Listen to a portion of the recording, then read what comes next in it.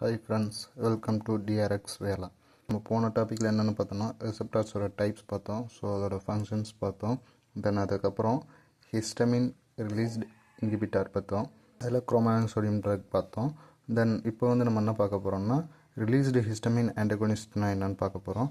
அப்புறம் நம்ம கிளாஸிஃபிகேஷன் பார்க்க போகிறோம். மெக்கானிசம், இதோட mechanism action and classification and SAR பார்க்க போகிறோம். இப்போ நம்ம ரிலீஸ்டு ஹிஸ்டமின் ஆன்டகோனிஸ்ட்னா என்னென்னு பார்ப்போம். இந்த H1 antagonist இப்போ released histamine antagonist வந்து மெயினாக H1 antagonist. The antihistamine are the drug that can inhibit the released histamine. இது அதாவது நம்ம பாடியில் ரிலீஸ்டு ஆன ஹிஸ்டமைன் வந்து H1 ரிசெப்டரில் பைண்ட் ஆகாமல் இன்ஹிபிட் பண்ணோம் இந்த H1 receptor antagonist drug.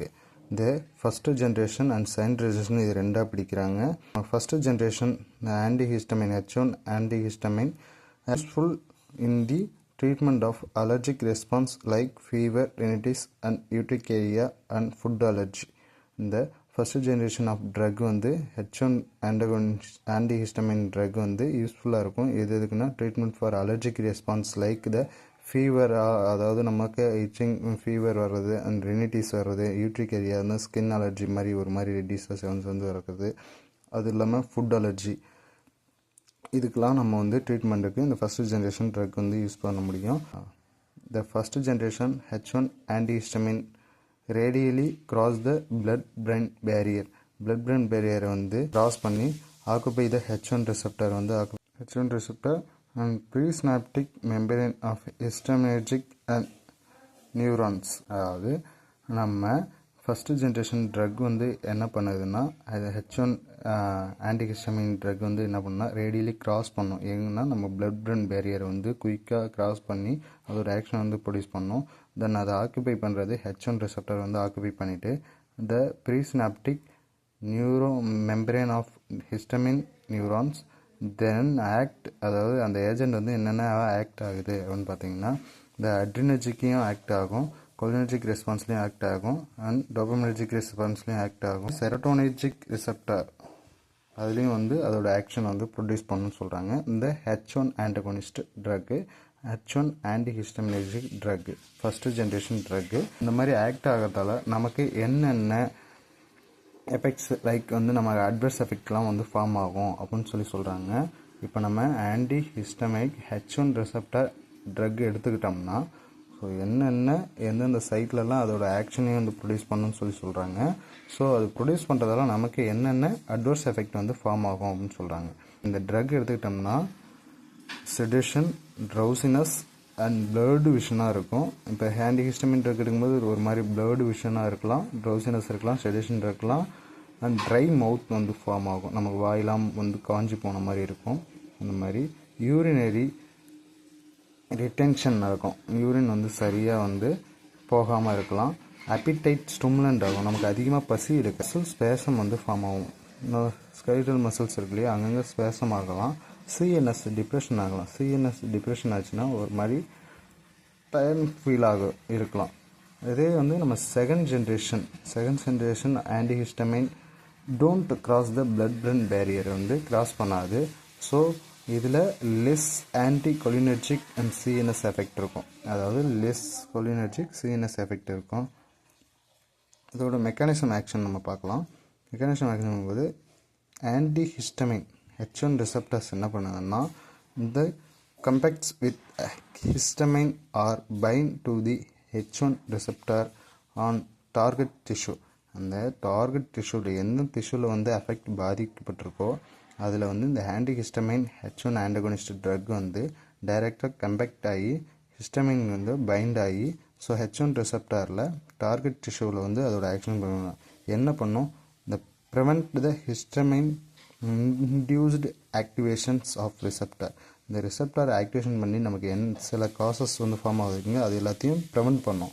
And decrease the bronchoconstriction and nasal vasodilation வந்து டிக்ரீஸ் பண்ணும்.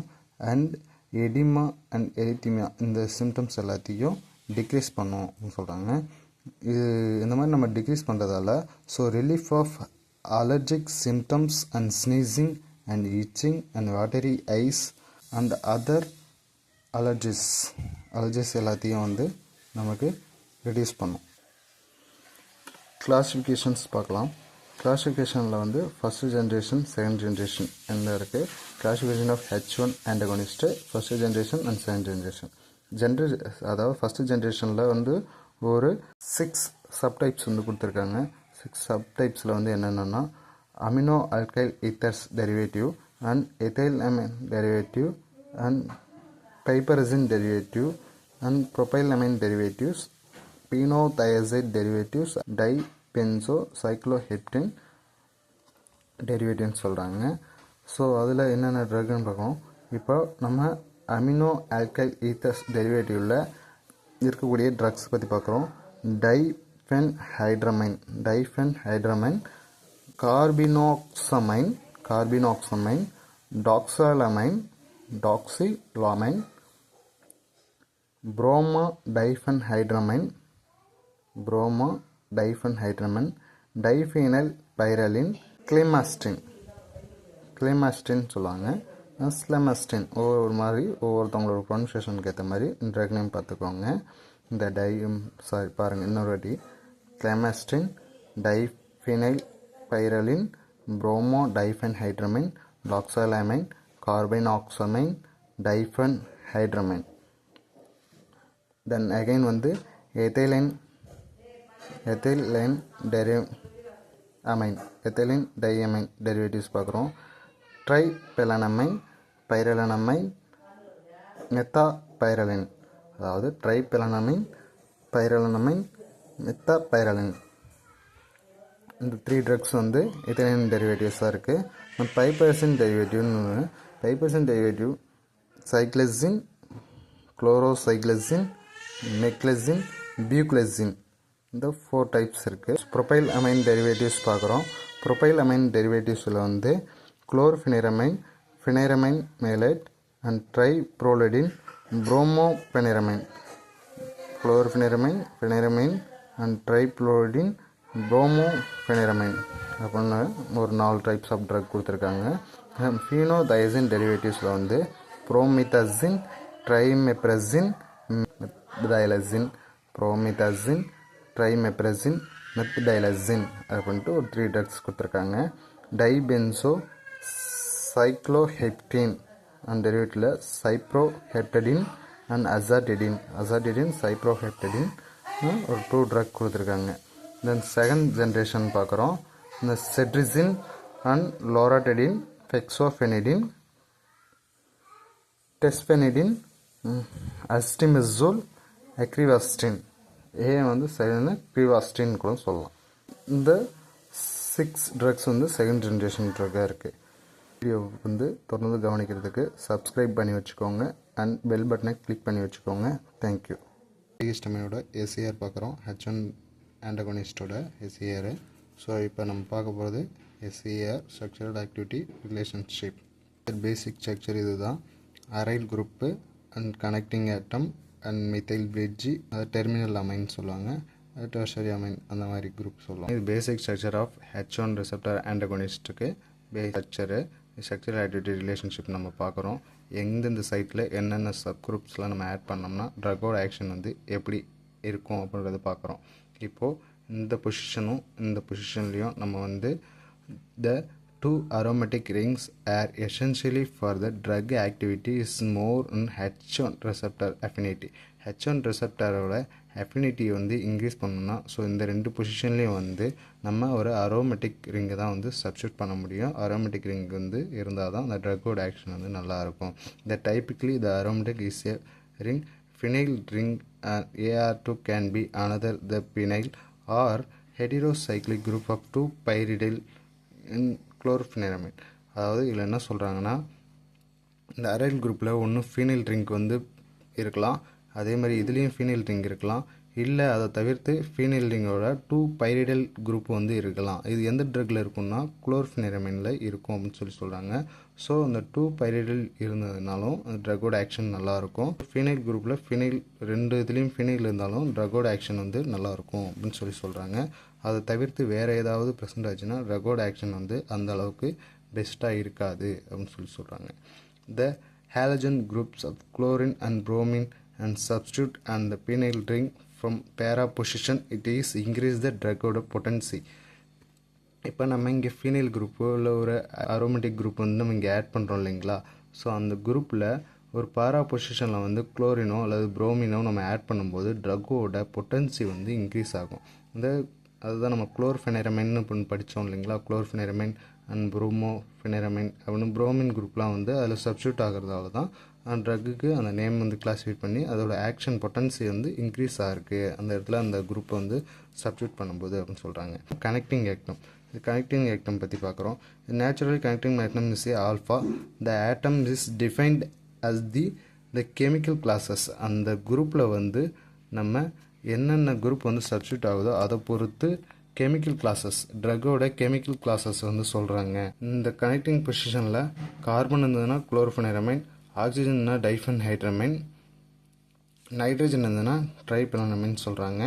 இது வந்து எந்தெந்த டெரிவேட்டிவ் வந்து சேர்ந்ததுன்னா ப்ரொபைலமைன் டெரிவேட்டிவ்ஸு, அந்த அல்கலைமைன் டெரிவேட்டிவ்ஸு, அமினோ ஆல்கல் ஈத்தர்ஸ் டெரிவேட்டிவில் வந்து இந்த டைஃபென்ஹைட்ரமைன் வரும். அதே மாதிரி எதைலமைன் டெரிவேட்டிவ்ஸில் வந்து ட்ரைபெனாமைன் வரும். இந்த கனெக்டிங் ஆட்டம் வந்து எல்லாத்தோட கெமிக்கல் கிளாஸஸை குறிக்கக்கூடியது தான். தென் அதுக்கப்புறம் வந்து கார்பன் செயின், அந்த நம்ம செயின் பார்த்தோம் இல்லைங்களா, இந்த மீத்தல் செயின் பார்த்தோம் இல்லைங்களா, இந்த செயின் இருக்கு இல்லையா, இது வந்து most essential for drug activity for அந்த length of the chain only for 2 carbon ideal. அதாவது 2 கார்பன் செயின் தான், CH2 CH2 அந்த 2 செயின் இருந்தால் மட்டும்தான் அந்த ட்ரக்கோட ஆக்ஷன் வந்து பெஸ்ட்டாக இருக்கும். 2 தான் வந்து ஐடியல் அப்படின்னு சொல்கிறாங்க. The carbon chains is more than 2 to reduce the drug activity. அதாவது மோர் தென் ஒரு 2 கார்பனுக்கு மேலே இருந்ததுன்னா ஸோ அந்த ட்ரக்கோட ஆக்டிவிட்டி வந்து ரிடியூஸ் ஆகும், ட்ரக்கோட ஆக்ஷன் வந்து சரியாக இருக்காது அப்படின்னு சொல்கிறாங்க. ஸோ அதனால் 2 இருக்கிறதே ஐடியல் கேரக்டராக வந்து இது பண்ணுறாங்க. The generally the branched in carbon chain இந்த reduce the drug activity, but the exception of promethazine, it is a methyl group on the chain is more potent. அதாவது ஜென்ரலாக வந்து இந்த branched carbon chain is reduce the drug activity வந்து reduce ஆகும். Promethazine இருக்கு இல்லைங்களா, ப்ரோமெத்தசின் ஒரு ட்ரக் ஒன்று படிச்சிருந்தோம். ஸோ அந்த ப்ரோமெத்தசின் அதாவது பீனோதைசின் டெரிவேட்டிவில் ப்ரோமெத்தசின் ட்ரக்குக்கு மட்டும் அந்த மீத்தைல் குரூப் வந்து செயின் வந்து மோர் பொட்டண்ட்டாக வந்து அதோட ஆக்ஷன் போயிருக்கணும். அதுக்கு வந்து எக்ஸெப்ஷன் கொடுக்குறாங்க. ஏன்னா அதில் வந்து மீத்தைல் செயின் கொஞ்சம் எக்ஸ்ட்ரா இருக்கலாம். ஸோ அந்த குரூப்பில் அப்படி இருந்ததுன்னா அந்த ட்ரக்கோட ஆக்ஷன் வந்து கொஞ்சம் பொட்டன்சியாக இருக்கும் அப்படின்னு சொல்கிறாங்க. இந்த terminal amine group, terminal amine சொல்கிறாங்க. அது வந்து எப்படின்னா there must be the tertiary அமைனாக இருக்கணும். The prestige on the maximum efficacy on the diethylamino அப்படின்னு சொல்லி. எக்ஸாம்பிள் வந்து டைமெத்தைல் அமைனோ அப்படின்னு ஒரு ட்ரக் இருக்குது.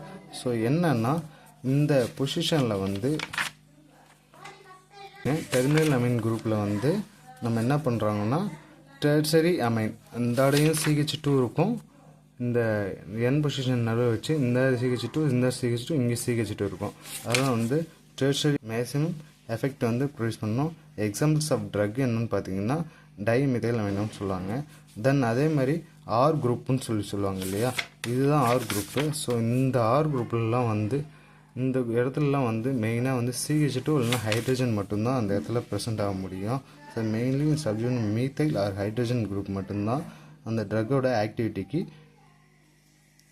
சப்ஸ்டியூட் பண்ண முடியும் அப்படின்னு சொல்கிறாங்க.